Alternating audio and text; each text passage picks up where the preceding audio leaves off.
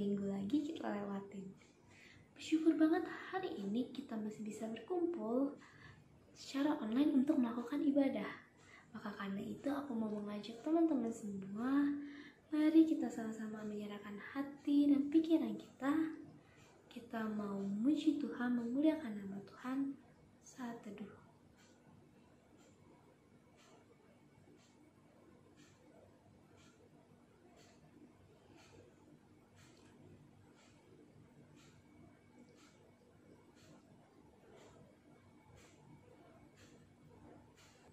Teman-teman, dengarlah panggilan beribadah ini.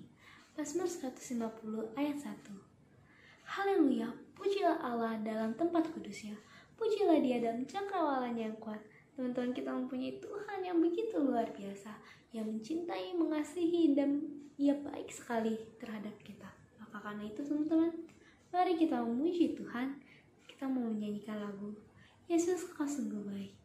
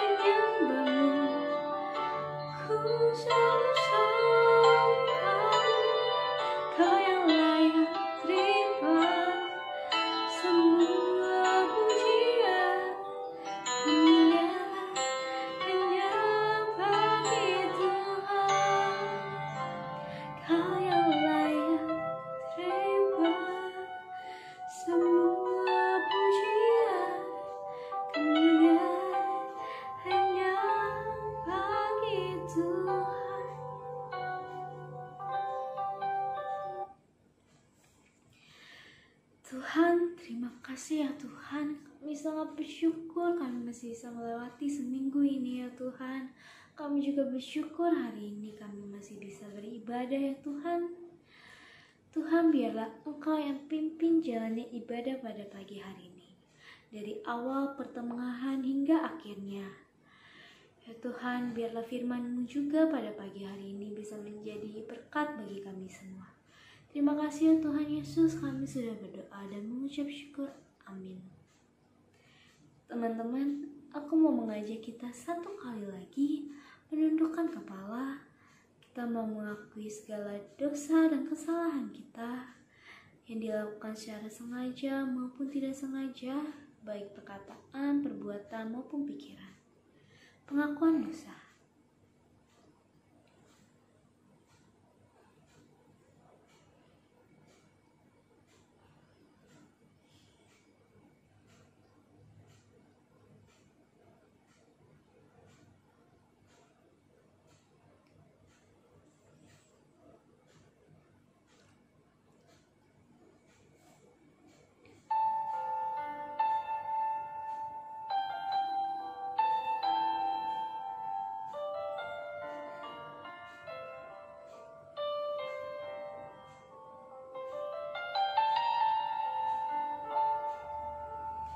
Bagi teman-teman yang udah, aku mau mengajak kita untuk menyanyikan lagu seperti yang kau ingini.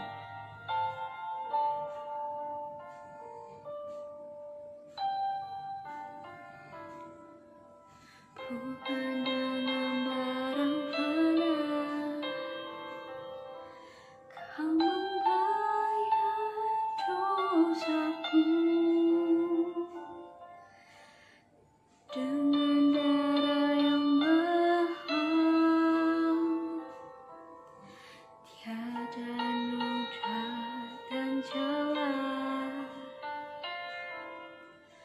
Bukan dengan emas perak, kau menebus diriku.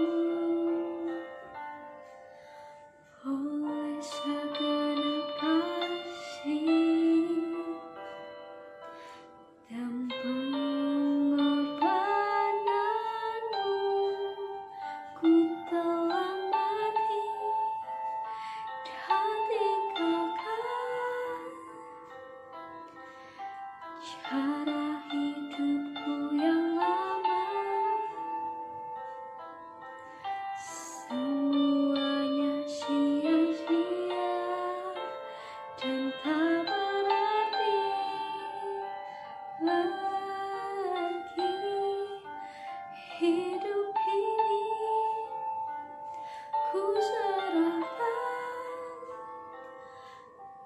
pada miswa-Mu ya Tuhan. Jadilah padaku seperti yang kau ingini.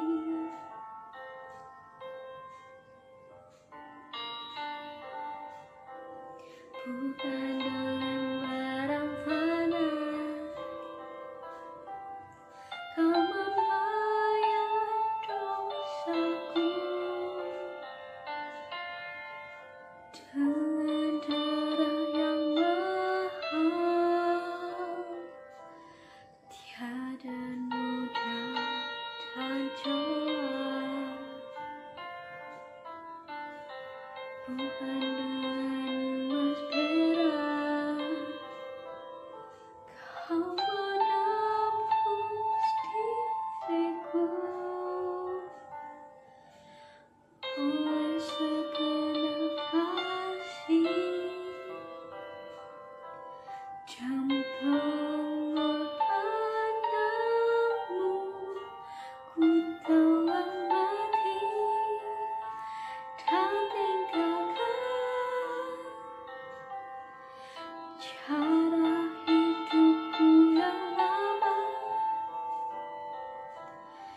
Semuanya sia-sia dan tak berarti lagi.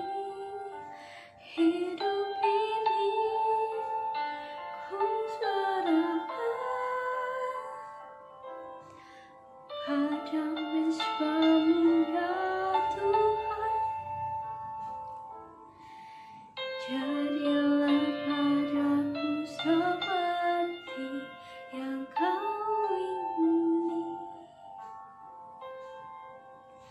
Jadilah padaku seperti,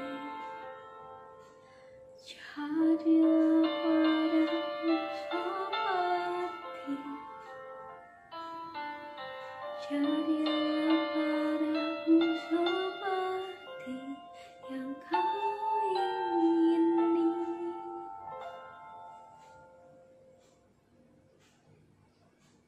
Teman-teman, dengarlah berita anugerah ini.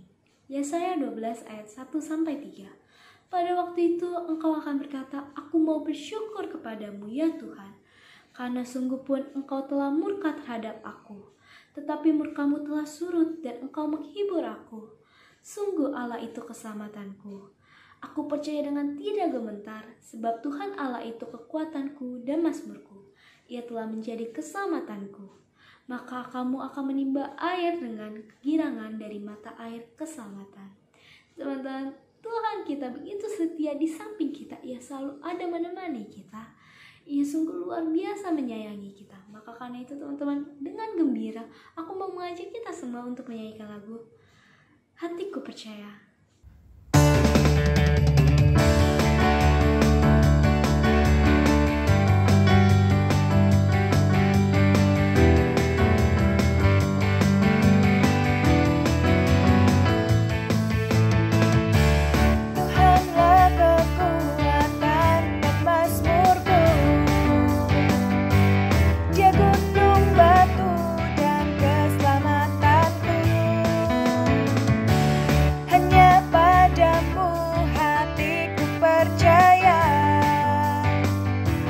Kaulah menara dan kota perlindungan. Ku mau selalu bersyukur, sebab cintamu padaku takkan pernah berubah. Hatiku percaya, walau bumi bergoncang, gunung-gunung beranjak, namun kasih setiamu tak pergi dariku.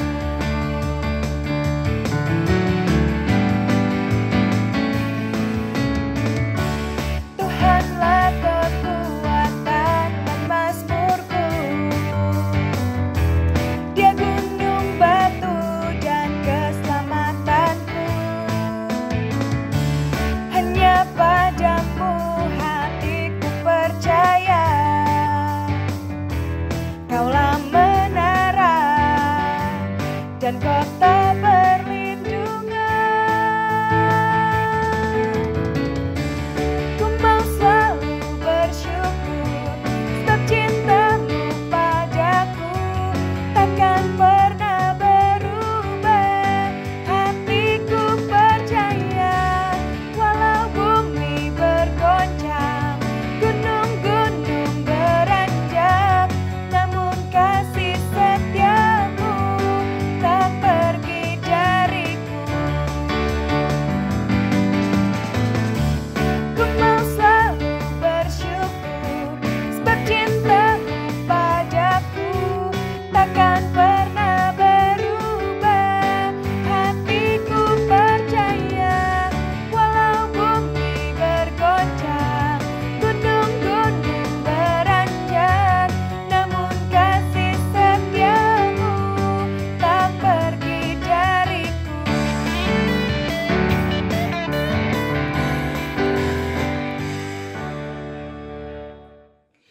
Teman-teman, aku mau ngajak kita semua sekarang untuk mengambil Alkitab kita. Kita membaca firman Tuhan yang diambil dari 1 Petrus pasal yang kedua ayat 1 sampai yang ke-10.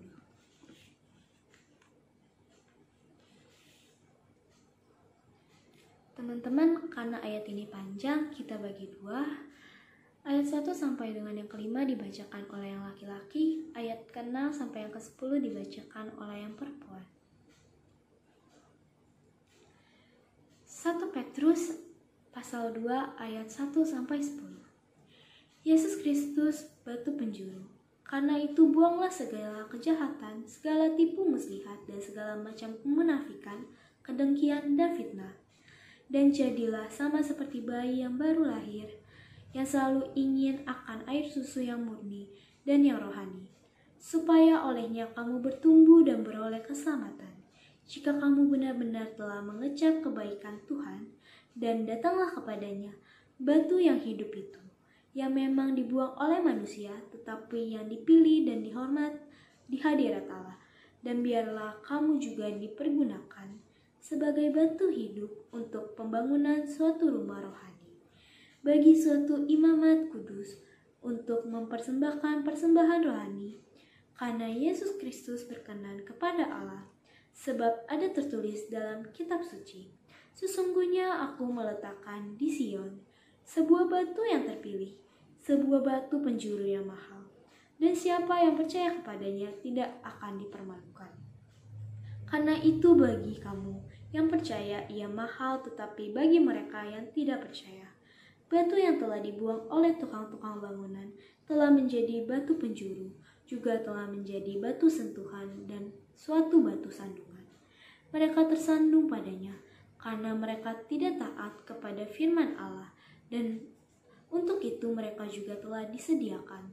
Tetapi kamulah bangsa yang terpilih, imamat yang rajani, bangsa yang kudus, umat kepunyaan Allah sendiri, supaya kamu memberitakan perbuatan-perbuatan yang besar dari Dia, yang telah memanggil kamu keluar dari kegelapan kepada terangnya yang ajaib. Kamu yang dahulu bukanlah umat Allah, tetapi yang sekarang telah menjadi umat-Nya, yang dahulu tidak dikasihani, tetapi yang sekarang telah beroleh belas kasihan. Teman-teman, sekarang kita memasuki doa syafaat. Aku mau mengajak kita semua berdoa buat besok adalah hari kemerdekaan Indonesia. Kita mau berdoa buat bangsa ini, biarlah bangsa ini semakin sejahtera, semakin damai, dan pemerintah dapat menunjukkan kebijakan-kebijakan yang baik. Dan kita juga mau berdoa buat COVID-19 yang ada, supaya pandemi ini cepat selesai dan masyarakat dapat mematuhi protokol-protokol yang ada. Mari kita berdoa. Kami berdoa untuk ini, di mana besok adalah hari kemerdekaan Indonesia, ya Tuhan. Kau yang tahu ya Tuhan apa yang diperlukan oleh bangsa dan negara ini, ya Tuhan. Biarlah Kau memimpin negara ini, ya Tuhan. Kami berdoa untuk pemerintah, biar Kau memimpin agar pemerintah dapat memberikan kebijakan terbaik mereka untuk negara ini. Selain itu kami juga berdoa untuk COVID-19. Biarlah pandemi ini cepat berlalu dan kami dapat melakukan aktivitas kami seperti biasanya. Juga untuk masyarakat, ya Tuhan, berikanlah mereka kesadaran akan protokol-protokol yang ada, dan juga arahan-arahan yang telah diberikan. Ya Tuhan, inilah permohonan kami, dan inilah doa kami, ya Tuhan. Terima kasih ya Tuhan Yesus, kami sudah berdoa. Amin.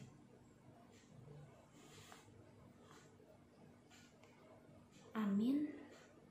Teman-teman, sekarang aku mau mengajak kita semua untuk mengakui iman kita, pengakuan iman rasuli. Aku percaya kepada Allah Bapa yang Maha Kuasa, Khalik langit dan bumi, dan kepada Yesus Kristus, Anak yang tunggal Tuhan kita, yang dikandung daripada Roh Kudus, lahir dari anak darah Maria, yang menderita sengsara di bawah pemerintahan Pontius Pilatus, disalibkan, mati, dan dikuburkan, turun ke dalam kerajaan maut. Pada hari yang ketiga bangkit pula dari antara orang mati, naik ke surga duduk sebelah kanan Allah Bapa yang Maha Kuasa, dan dari sana ia akan datang untuk menghakimi orang yang hidup dan yang mati. Aku percaya kepada Roh Kudus, gereja yang kudus dan ham, persekutuan orang kudus, pengampunan dosa, kebangkitan tubuh, dan hidup yang kekal. Amin. Teman-teman, aku mau sekali lagi mengingatkan persembahan agar teman-teman dapat memberikan kepada orang tua biar bisa ditransfer secara bersama-sama. Kalian dapat ikut andil dengan cara mengingatkan orang tua kalian untuk mentransfer persembahan. Teman-teman, sebelum memasuki firman Tuhan, kita untuk menyanyikan satu lagu, Kamulah Bangsa Terpilih. Mungkin di antara kalian ada yang masih asing dengan lagu ini. Mari kita sama-sama belajar lagu ini. Lagu ini menunjukkan bahwa kita adalah pilihan-pilihan Tuhan, teman-teman. Kita udah dibawa oleh Tuhan dari kegelapan menuju terangnya ya teman-teman. Maka karena itu mari kita angkat pujian Kamulah Bangsa Terpilih.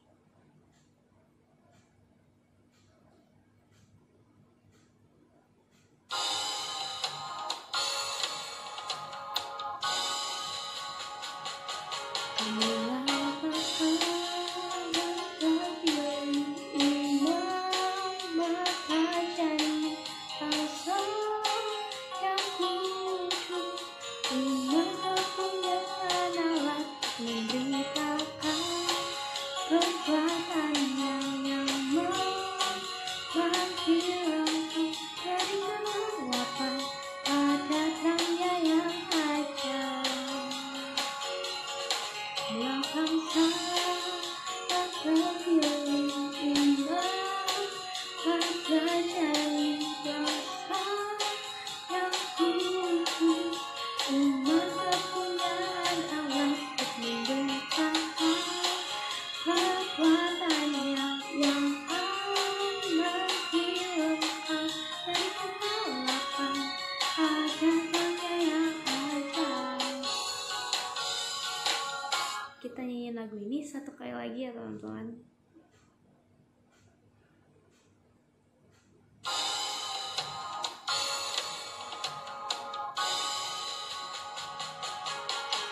Bangsa yang terpilih, imam bertajani, bangsa yang kudus, umat kepunyaan Allah, untuk memberitakan kekuatannya yang menghilangkan dari kegelapan pada terangnya yang ajaib. Kamulah bangsa yang terpilih, imam bertajani, bangsa yang kudus, umat kepunyaan Allah, untuk memberitakan kekuatannya yang menghilangkan dari kegelapan pada terangnya yang ajaib. Teman-teman, firman Tuhan pada hari ini akan dibawakan oleh Elsa Aceh. Halo adik-adik, selamat pagi, apa kabar? Semoga adik-adik tetap sehat ya, kita bersyukur kalau Tuhan masih tetap memelihara kita. Dan pada hari ini kita akan tetap belajar akan firman Tuhan. Sebelumnya mari kita masuk di dalam doa. Bapa kami yang berada di dalam surga, Tuhan, kami panjatkan puji syukur kepada Engkau Tuhan, karena selama ini Engkau tetap memelihara kami dalam keadaan sehat. Kami sungguh bersyukur, berterima kasih. Kami menyerahkan diri kami masing-masing ke dalam tangan Tuhan. Juga apa yang Engkau ingin ajarkan kepada kami, boleh kami terima dengan baik. Kami menyerahkan waktu ini di dalam tangan Tuhan. Biarlah Tuhan sendiri akan berbicara melalui lause-lause kami, supaya kami juga boleh mengerti, bahkan diberikan kemampuan untuk melaksanakan firman Tuhan. Berkati kami ya Bapa, hanya di dalam nama Tuhan Yesus kami berdoa dan mengucap syukur. Amin. Nah adik-adik, kita ini harus tetap setia pada Tuhan dan kita tetap akan belajar firman Tuhan. Ya, untuk minggu-minggu ini kita akan tetap belajar dari surat-surat Paulus ini, ya. Dan hari ini kita akan belajar satu kitab lagi, yaitu dari 1 Petrus, ya. Petrus itu juga dikenal sebagai rasul yang berpengharapan, ya, rasul pengharapan. Nah, kita akan sekali lagi membaca firman Tuhan dari 1 Petrus 2 ayat 1 sampai 10. Mari kita buka Alkitab kita baca dari 1 Petrus 2 ayat 1 sampai 10. Udah siap adik-adik? Mari kita mulai sama-sama membacanya ya. Yesus Kristus batu penjuru. Karena itu buanglah segala kejahatan, segala tipu muslihat, dan segala macam kemunafikan, kedengkian dan fitnah. Dan jadilah sama seperti bayi yang baru lahir, yang selalu ingin akan air susu yang murni dan yang rohani, supaya olehnya kamu bertumbuh dan beroleh keselamatan. Jika kamu benar-benar telah mengecap kebaikan Tuhan, dan datanglah kepadanya batu yang hidup itu, yang memang dibuang oleh manusia, tetapi yang dipilih dan dihormat di hadirat Allah. Dan biarlah kamu juga dipergunakan sebagai batu hidup untuk pembangunan suatu rumah rohani bagi suatu imamat kudus, untuk mempersembahkan persembahan rohani yang karena Yesus Kristus berkenan kepada Allah. Sebab ada tertulis dalam kitab suci, sesungguhnya aku meletakkan di Sion sebuah batu yang terpilih, sebuah batu penjuru yang mahal, dan siapa yang percaya kepadanya tidak akan dipermalukan.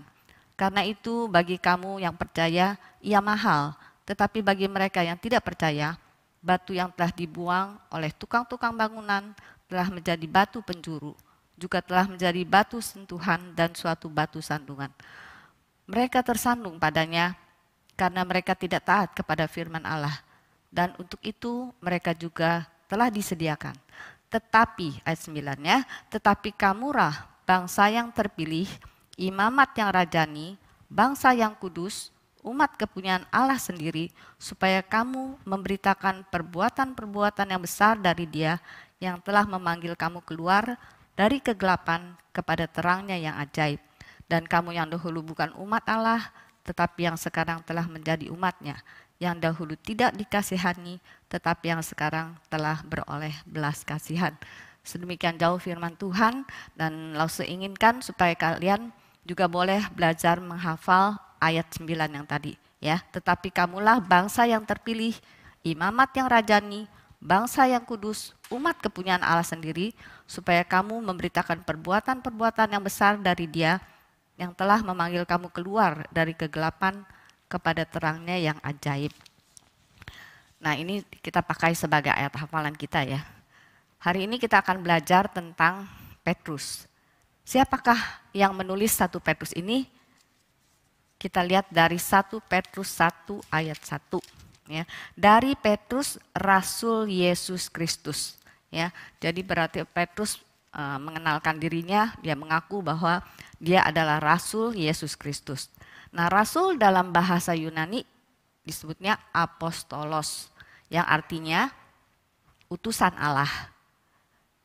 Dan juga Rasul itu adalah sebagai orang, sebagai saksi mata dari pelayanan, kematian, kebangkitan, dan kenaikan Kristus. Sebagai Rasul juga ditugaskan oleh Yesus Kristus untuk mengajar dengan kuasa dalam nama Yesus. Nah, kita akan sekarang mengingat kembali, boleh kilas balik tentang siapakah Petrus itu. Mungkin kalau Petrus kalian sering mendengarnya ya, banyak cerita-cerita yang telah kalian dengar sejak kecil tentang Petrus ini. Dan kalau boleh tahu, Petrus itu mempunyai ayah namanya siapa? Ada yang tahu nggak? Ada yang pernah mengetahui? Kalau kita lihat dari Matius ya, dikatakan bahwa Petrus disebutnya Simon ya, Simon bin Yunus. Nah, kita tahu Petrus adalah bin, itu artinya anak ya, jadi Petrus itu anaknya si Yunus ya, dulunya sebutnya Simon.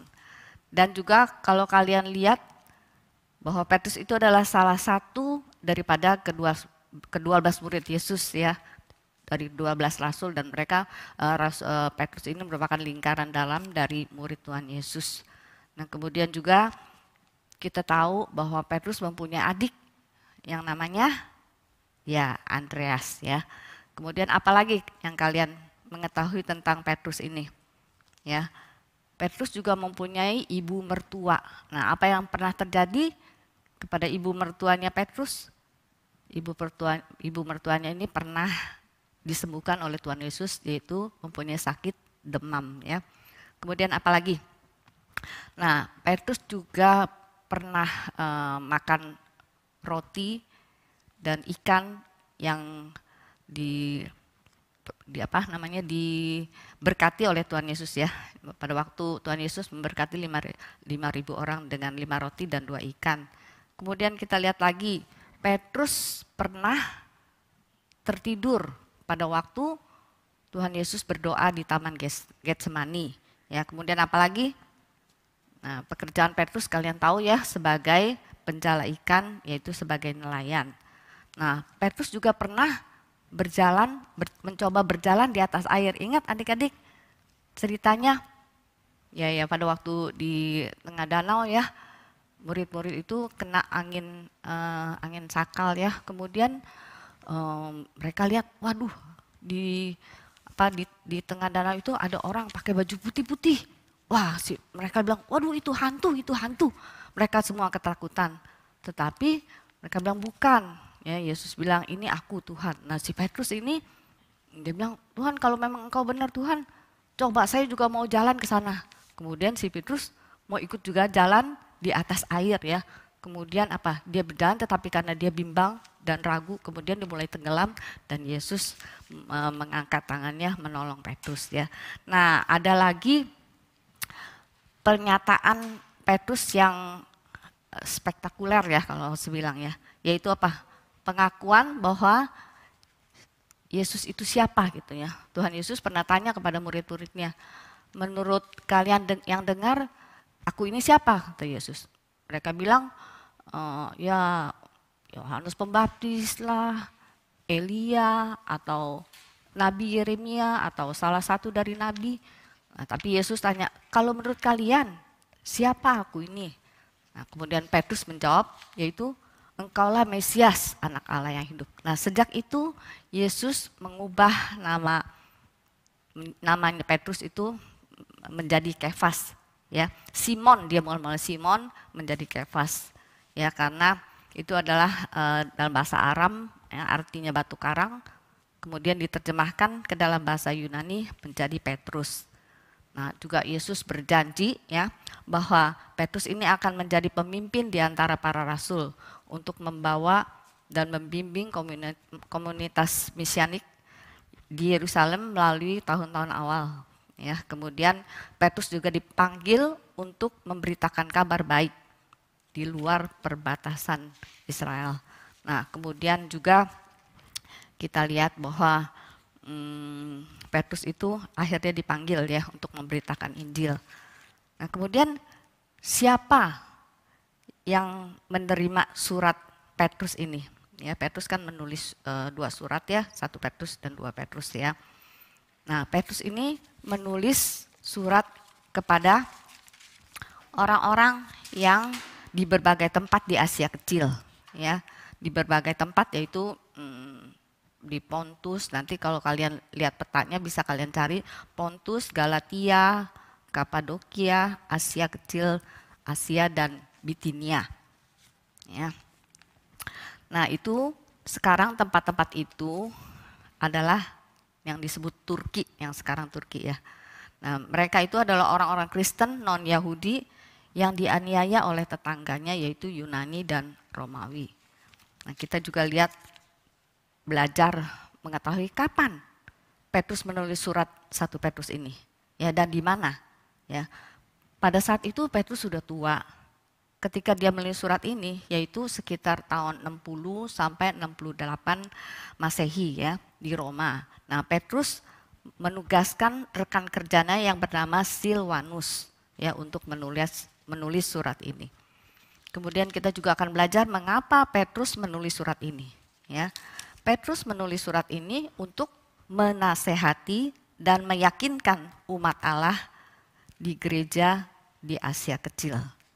Nah, kalau kita baca dari 1 Petrus 5 ayat 12, aku menulis dengan singkat kepada kamu untuk menasehati dan meyakinkan kamu bahwa ini adalah kasih karunia yang benar-benar dari Allah. Berdirilah dengan teguh di dalamnya. Kemudian Petrus juga menggunakan beberapa ilustrasi di dalam kitabnya itu, yaitu tentang siapakah kita ya. Nah, pertama-tama dia mengambil ilustrasi sebagai batu hidup. Nah, di sini dikatakan kalau kita lihat dari 1 Petrus 2 dikatakan, dan biarlah kamu juga dipergunakan sebagai batu hidup untuk membangun suatu rumah rohani, ya. Kita ini seperti batu hidup, ya. Kita dibangun bersama-sama menjadi suatu bait suci, yaitu rumah rohani untuk memuji Allah. Nah, kalau di Perjanjian Lama, bait suci itu dibangun dari batu-batu, ya. Dan juga mereka memberitahukan bahwa tempat Allah berdiam merupakan lambangnya, yaitu bait Allah, ya. Kemudian kalau di Perjanjian Baru, kita ini seperti batu hidup yang tersusun rapi membentuk rumah rohani, yaitu bait suci Allah. Bahkan kalau kita lihat dari 1 Korintus 3 ayat 16, 17 mengatakan, tidak tahukah kamu bahwa kamu adalah bait Allah dan bahwa roh Allah diam di dalam kamu? Sebab bait Allah adalah kudus dan bait Allah itu ialah kamu, ialah kita, ya. Kemudian ilustrasi yang kedua yang dipakai oleh Petrus yaitu imamat kudus, ya. 1 Petrus pasal 2 juga ayat 1 sampai 5. Dan biarlah kamu juga dipergunakan sebagai batu hidup untuk pembangunan suatu rumah rohani bagi suatu imamat kudus. Ya, nah, Petrus seringkali membandingkannya dengan Perjanjian Lama. Ya, kalau di Perjanjian Lama para imam, ya, dalam Perjanjian Lama itu mereka melayani di bait suci, mereka mempersembahkan korban bagi dosanya sendiri para imam dan juga para korban bakaran bagi jemaat umatnya, ya. Kalau di Perjanjian Baru, Yesus Kristus membayar dosa kita ini dan dengan mengorbankan dirinya dan telah lunas dibayar. Jadi kita tidak lagi membutuhkan seorang imam, ya, untuk mempersembahkan korban bagi dosa-dosa kita. Karena apa? Karena Yesus telah menjadi korban terakhir sebagai imam besar kita. Apakah yang kita lakukan? Jadi kita mempersembahkan korban rohani. Apa yang menjadi korban rohani kita? Yaitu korban rohani dengan respon kita dengan penuh syukur kepada Allah melalui ibadah dan hidup yang kudus. Ilustrasi yang ketiga yang dipakai yaitu bangsa yang terpilih, ya. Kita merupakan bangsa yang terpilih, ya, tetapi kamulah bangsa yang terpilih, imamat yang rajani, bangsa yang kudus, umat kepunyaan Allah sendiri. Dan keempat yaitu domba yang kembali. 1 Petrus 2 ayat 25. Sebab dahulu kamu sesat seperti domba, tetapi sekarang kamu telah kembali kepada gembala dan pemelihara jiwamu. Nah, Kristus Tuhan adalah gembala kita. Kita bisa lihat dari Mazmur 23 ayat 1, Tuhan adalah gembalaku. Kita juga lihat dari Yohanes 10 ayat 11, akulah gembala yang baik. Nah, gembala adalah gambaran yang sering digunakan di dalam Alkitab. Untuk apa? Untuk menunjukkan bagaimana Kristus memelihara umat covenant-nya, yaitu umat perjanjiannya kita ini. Ya. Allah memanggil kita sebagai umat pilihannya untuk menjalankan kehidupan yang kudus, penuh kasih, percaya, dan taat. Nah, sekarang setelah kita mengetahui bahwa kita ini adalah batu hidup, ya, kita imamat kudus, bangsa yang terpilih, doa yang kembali, apa yang harus kita lakukan? Nah, Petrus menasihatkan kita supaya kita melakukan apa? Yaitu menjadi kudus di dalam seluruh hidupmu. Mengapa? Karena Allah adalah kudus. Menjadi kudus ini berarti dipisahkan oleh Allah, dipisahkan secara khusus oleh Allah. Ya. Kalau di Perjanjian Lama, umat Allah dipisahkan dari bangsa-bangsa lain di sekitar mereka supaya mereka tidak menyembah kepada ilah-ilah lain, ya. Mereka dipanggil menjadi kudus, dikuduskan. Nah, kalau sekarang gereja masa kini kita harus menjadi kudus, kita dipisahkan dari dosa untuk melayani Allah, ya. Nah, kita juga lihat juga dari 1 Petrus 1 ayat 13 sampai 16. Apa yang harus kita lakukan sebagai bangsa yang terpilih? Ya, menjadi kudus di dalam seluruh hidupmu karena Allah adalah kudus. Ya, ayat 16. Sebab ada tertulis, kuduslah kamu sebab aku kudus. Dalam hal apa sih Allah ingin kita kudus? Allah ingin kita kudus dalam pikiran kita, dalam perkataan, perbuatan, tingkah laku. Seluruh kehidupan kita Allah ingin kita kudus. Ya, ayat 18. Sebab kita telah ditebus bukan dengan barang yang fana, bukan pula dengan perak atau emas, melainkan dengan darah yang mahal, yaitu darah Kristus yang sama seperti darah anak domba yang tak bernoda dan tak bercacat. Nah, dari 1 Petrus 2 ayat 11 sampai 14, Petrus menggunakan ada 3 kata untuk menggambarkan sebagai umat Allah, yaitu sebagai saudara, pendatang, dan perantau. Ada hal-hal yang harus dihindari, yaitu keinginan daging, keinginan duniawi kita yang seringkali bertentangan dengan roh, melawan jiwa kita. Ya. Kemudian ayat 12, milikilah cara hidup yang baik supaya mereka yang tidak percaya dapat melihat perbuatan baik kita dan memuliakan Allah. Jadi Allah ingin kita berbuat segala sesuatu dengan perbuatan baik kita sehingga orang melihat perbuatan baik kita dan akan memuliakan Allah. Kemudian ayat 13, tunduklah karena Allah kepada semua lembaga manusia, baik kepada raja sebagai pemegang kekuasaan yang tertinggi, maupun kepada wali-wali yang diutusnya untuk menghukum orang-orang yang berbuat jahat dan menghormati orang-orang yang berbuat baik. Nah, kita ingat adik-adik tahu besok kita akan memperingati apa? Bangsa Indonesia. Kita akan memperingati Hari Proklamasi Kemerdekaan Republik Indonesia. 17 Agustus 45 tahun ini, 17 Agustus 2020. Jadi sudah berapa tahun kita merdeka? 75 tahun ya. Kita harus bersyukur kepada Tuhan karena pemeliharaan Allah mengizinkan bangsa kita hidup sebagai bangsa yang merdeka. Tapi terlebih lagi kita harus bersyukur karena apa? Karena karena kita telah dimerdekakan dari kuasa dosa. Kalau kita lihat dari 1 Petrus 4 ayat 7 sampai 11 ya. Menurut Petrus, dalam hal apa saja kita dapat menyatakan kasih di antara sesama. Nah, kita menolong orang tanpa bersungut-sungut. Kadang-kadang kita menolong, tapi kadang-kadang ngedumel ya, bersungut-sungut. Nah itu Tuhan tidak menghendakinya. Kemudian melayani sesuai dengan karunia yang Tuhan berikan. Kita juga menyampaikan kebenaran firman Allah. Melayani dengan kekuatan yang dianugerahkan Allah, bukan dari kekuatan kita. Mengapa sih kita harus melakukan hal-hal ini semua? Sekali lagi, supaya Allah dimuliakan dalam segala sesuatu karena Yesus Kristus. Karena perubahan yang telah Yesus perbuat di dalam diri kita.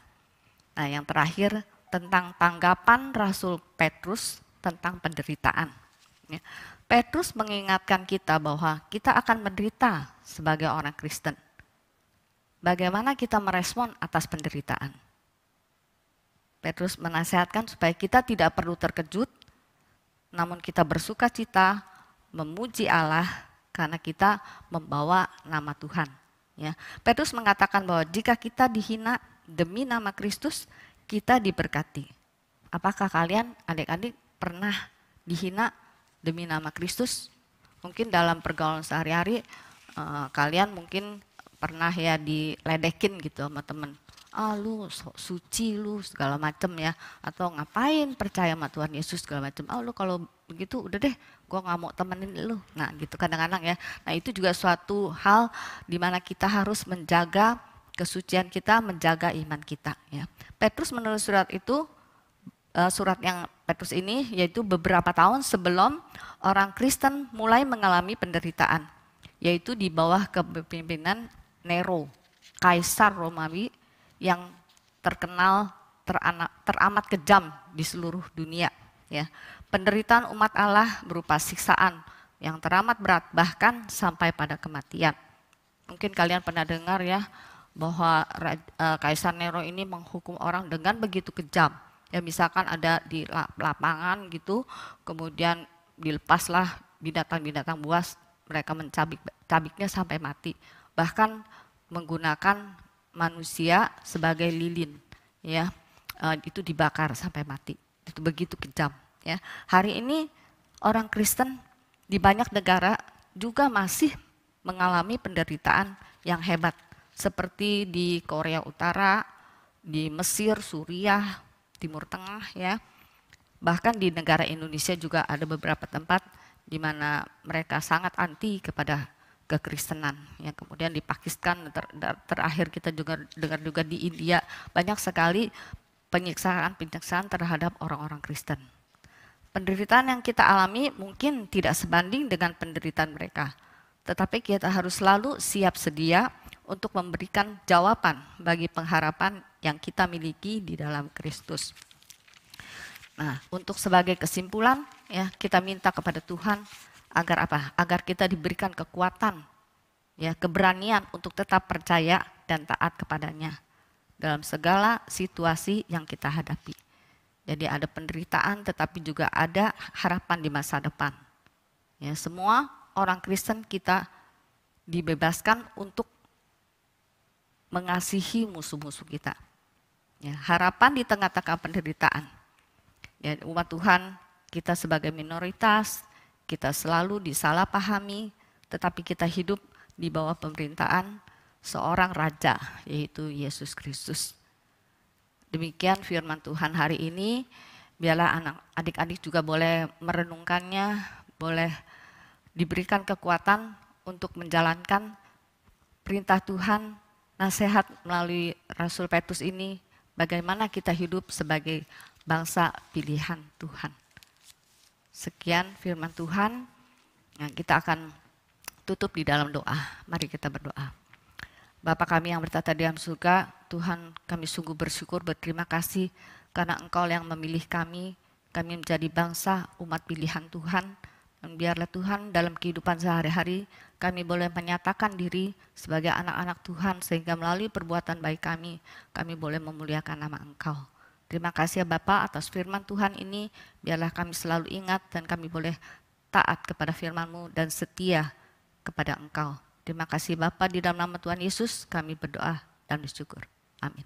Sampai ketemu minggu depan. Tuhan berkati.